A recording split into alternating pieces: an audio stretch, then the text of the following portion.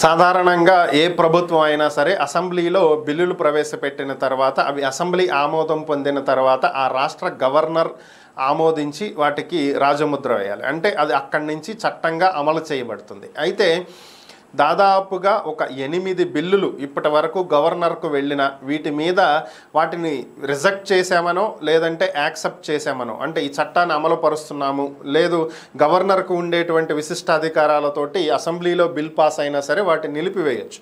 So నిలిపివేస్తున్నామనో ఎటువంటి సమాధానం కూడా చెప్పకుండా దాదాపు 8 నెలల పైనుంచి కూడా ఈ బిల్లుల్ని అలాగే ఉంచారు అని చెప్పి కేరళ, పశ్చిమ బెంగాల్కు చెందినటువంటి ప్రభుత్వాలు సుప్రీంకోర్టులో పిటిషన్ దాఖలు చేసినటువంటి నేపథ్యంలో కేంద్ర హోంశాఖకు అలానే ఈ సంబంధిత రాష్ట్రాల గవర్నర్లకు సుప్రీంకోర్టు నోటీసులు ఇచ్చింది. ప్రభుత్వ పరిపాలనను సజావుగా సాగనివ్వకుండా బిల్లులను పెండింగ్లో పెట్టడం ఏంటని సుప్రీంకోర్టు